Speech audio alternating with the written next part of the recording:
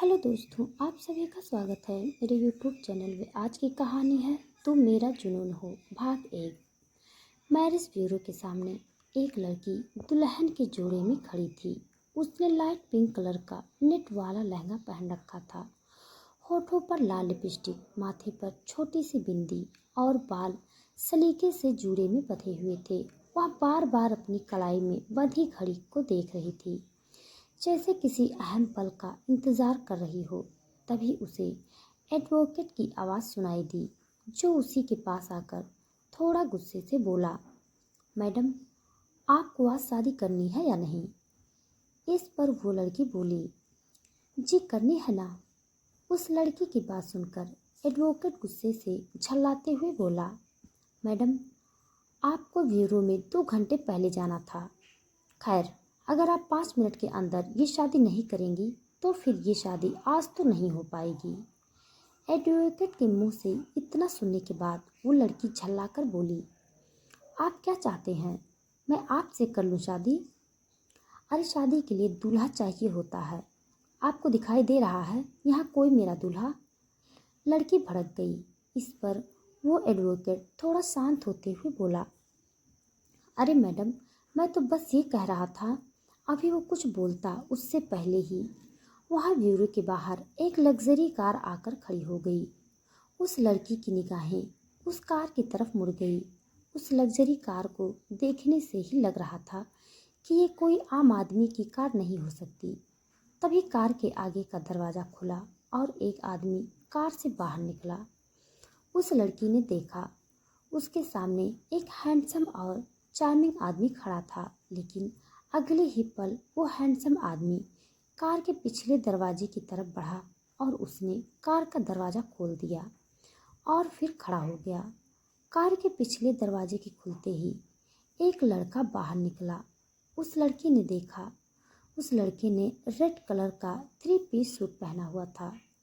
आंखों पर red glasses थे, बाल सलीके से सेट किए हुए थे। उसके पैरों में ब्राउन कलर के शूज थे, जिसकी चमक इतनी थी कि कोई उसमें अभी शक्ल भी देख सकता था। उसके हाथ में जो रिस्ट वॉच थी, उसके किनारे पर लगे डायमंड उस लड़की की आंखों पर अपनी चमक छोड़ रहे थे। ओवरऑल वो लड़का बेहद हैंडसम और चार्मिंग था।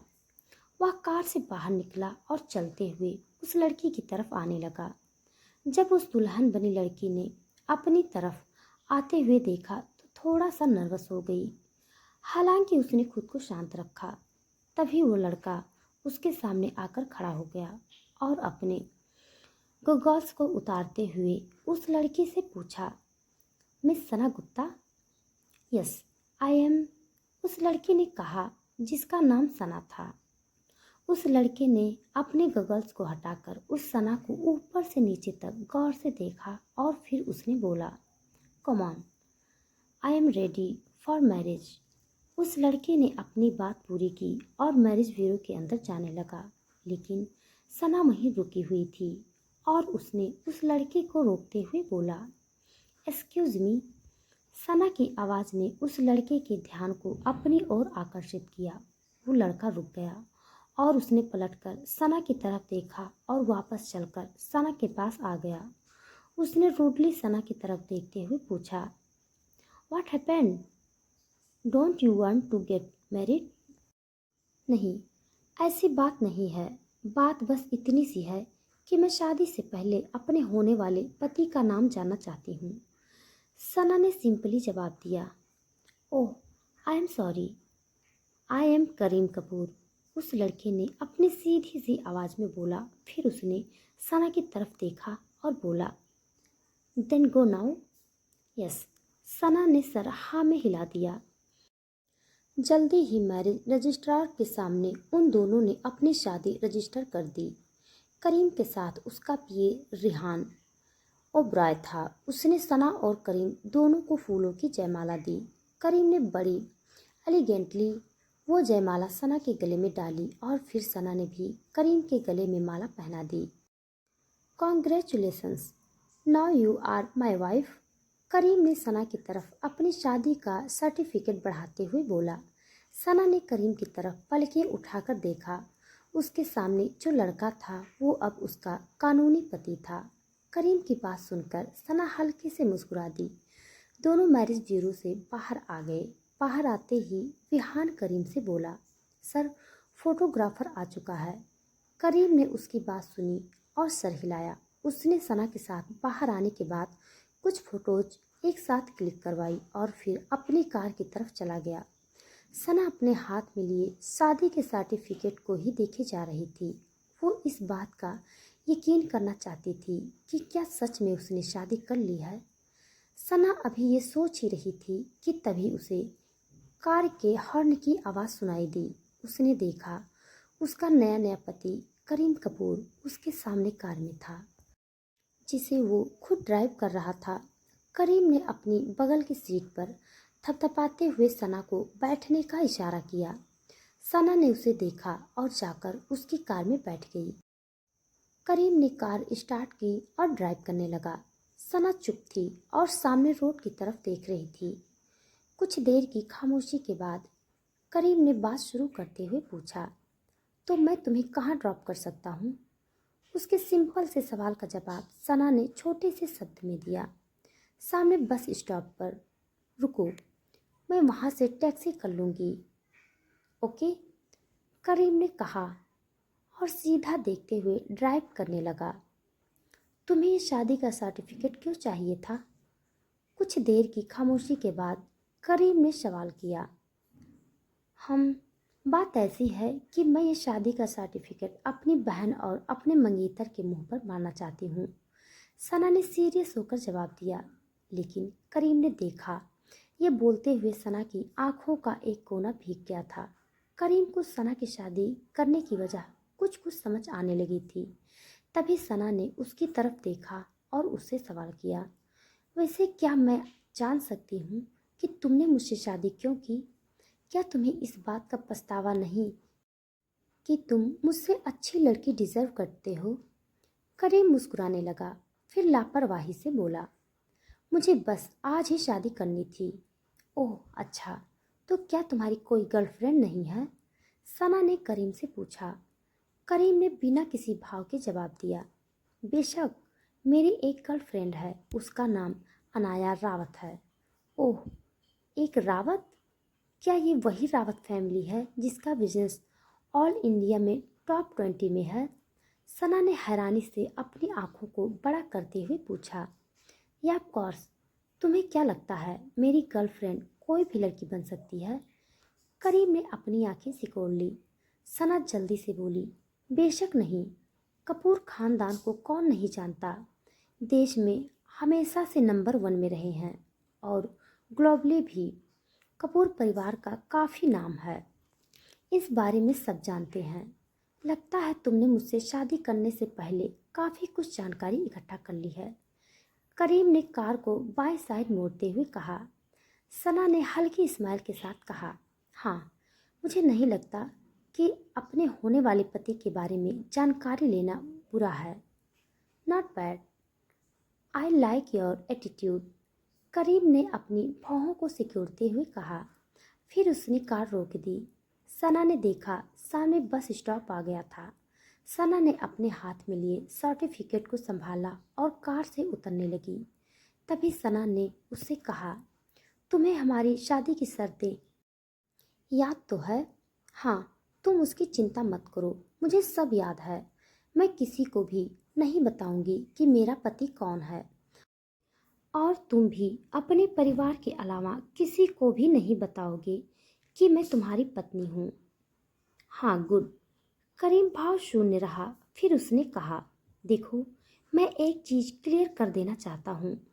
तुम भले ही कानूनी तौर पर मेरी वाइफ हो, लेकिन तुम अपनी लाइफ जैसे जीना चाहो जी सकती हो।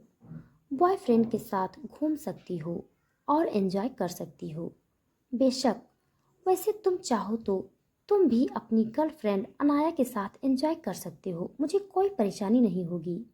हमारे कॉन्ट्रैक्ट के मुताबिक मैं तुम्हारी पर्सनल लाइफ में कोई इंटरफेयर नहीं करूँगी और ना तुम करोगे। सना ने बिना किसी भाव के कहा। उसके बाद उसने करीम को बाय बोला और वहाँ से चली गई। करीम ने भी अपनी कार को मोड़ा और अपने रास्ते चला गया। सना ने बस स्टॉप से टैक्सी ली और उसे एक एड्रेस बता दिया। आधे घंटे के बाद सना एक बंगले के सामने खड़ी थी। ये बंगला काफ़ी बड़ा था। सना टैक्सी से उतरी और बंगले के अंदर चली गई। जब वो अंदर गई तो उसने देखा बंगले की लॉबी में रखे चेयर पर दो लोग थे। उसकी सौतेली बहन सारिका गुप्ता और उसका बॉयफ्रेंड साहिब अनेजा। सारिका काउच पर अपने पैरों को फैलाकर बैठी हुई थी, जबकि साहिब उसके ऊपर था। वो दोनों कुछ आपत्तिजनक हरकतें कर रहे थे। सारिका साहिब के बालों में उंगलियां फेरते हुए मदहोशी से बोल रही थी, baby make it fast. Sahib ने सारिका की बात को सुना और हल्की सी वॉइस में बोला, don't worry, I will give you a lot of fun. इतना कहते हुए साहिब के हाथ सारिका के चेस्ट पर चले गए, जो निकेट थी, और वो उनके साथ खेलने लगा। सारिका भी साहिब के प्राइवेट पार्ट को अपने हाथों से आगे पीछे कर रही थी। सना ने ये देखा तो उसे दुख हुआ और आंखों में नमी आ गई। जैसे ही सारिका और साहिब को सना की आहट मिली, उन दोनों ने खुद को अलग कर लिया और जल्दी से उन दोनों ने अपने अपने कपड़े ठीक किए। सना को देखते ही सारिका के चेहरे पर डेविल स्माइल आ गई। सारिका सना को टोन मारते हुए बोली, सना, क्या किसी ने तुम्हें तमीज नहीं सिखाई? तुम्हें यहाँ पर नॉक करके आना चाहिए।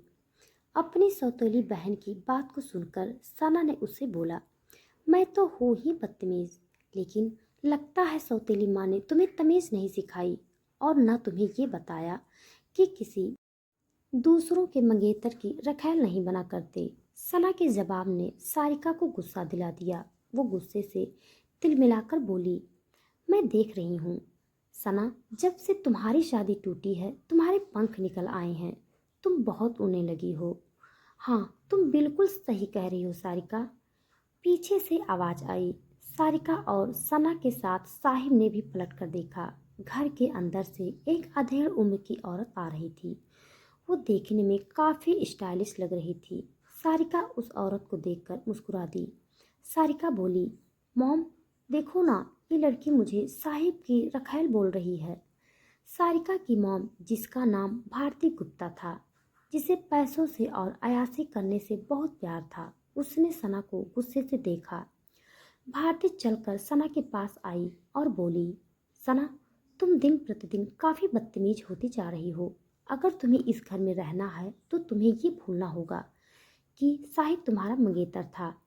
अब वो सारिका का होने वाला पति है, इसीलिए तुम उस पर अपनी गंदी नज़र डालना बंद करो, समझी? भारती की बात सुनकर सना बोली, ठीक है, मैं इस घर से जा रही हूँ। मुझे आप लोगों के साथ नहीं रहना है। सना की ये बात सुनने के बाद साहिब को सना की थोड़ी सी फिक्र हुई। तब वो बोला, सना, तुम कैसी बेवकूफ़ों वाली बात कर रही हो? इस घर के अलावा तुम्हारा कोई घर नहीं है। फिर तुम कैसी अपनी ज़िंदगी जियोगी? मैं तुमसे कहता हूँ, मॉम से और सारिका से माफ़ी मांग लो ताकि वो तुम्हें यहाँ रहने दें। साहिब जब ये कह रहा था तब भारती और सारिका के चेहरे पर जीत वाली मुस्कुराहट थी, जबकि सना भाव शून्य होकर साहिब को देख रही थी। घर में आते वक्त ही सना ने सारिका और साहिब को आपत्तिजनक हालत में देखा था, जबकि साहिब एक समय पर सना से प्यार करने के दावे किया करता था। साहिब इस शहर के बड़े बिजनेसमैन परिवार का इकलौता लड़का था। साहिब के इतना कहने पर सना ने व्यंग्यात्मक स्माइल दी और बोली, साहिब, तुम मेरी फिक्र करने की कोई ज़रूरत नहीं है। मैंने शादी कर ली और अब मैं अपने पति के साथ उसके घर में रहूंगी। शादी? अचानक से साहिब के मुंह से ये शब्द फूटा। साहिब को सना के शादी वाली बात जानकर दुख हुआ, जबकि सारिका और भारती की भवें तन गई। भारती गुस्से से सना के पास गई और उसे झकझोरते हुए बोली, तुमने शादी कर ली, लेकिन किससे पूछकर? कौन है तुम्हारा पति? बेकार बदतमीज लड़की, बताओ मुझे। सना ने अपनी सौतेली माँ को गुस्से से तिलमिलाते हुए देखा तो उसे अपने दिल में एक अलग ही सुकून मिला। असल में भारती ये चाहती थी कि एक दिन वो सना को किसी अमीर आदमी के हाथ उसकी हवस को बुझाने के लिए बेच देगी और बहुत पैसे कमाएगी। उसे सना से बस उतना ही प्यार था जितना कि एक कसाई को होता है एक बकरे के हलाल होने तक। सना ने अपनी लाइफ में बहुत दुख देखे थे। सना के पिता ने उसकी माँ को धोखा दिया था और उसे ये नहीं बताया कि उनकी पहले शादी हो चुकी थी। एक दिन जब सना की माँ ने एक बेटी को जन्म दे दिया तब उन्हें पता चला कि उनके साथ धोखा हुआ है, जिसे वो बर्दाश्त नहीं कर पाई और मर गई। फिर उसके पिता ने उस पर तरस खाया और उसे अपनी पत्नी भारती के पास ले आया। भारती को बहुत गुस्सा आया, लेकिन फिर उसने सना को एक नौकर की तरह पाला, क्योंकि वक्त आने पर वो एक बकरे की भांति सना को हलाल करना चाहती थी। तो दोस्तों, आज के लिए बस इतना। इसके आगे का भाग जानने के लिए आप हमारे साथ बने रहिए। हमारी कहानी आप सबको कैसे लग रही है कमेंट बॉक्स में ज़रूर बताइएगा। तब तक के लिए धन्यवाद।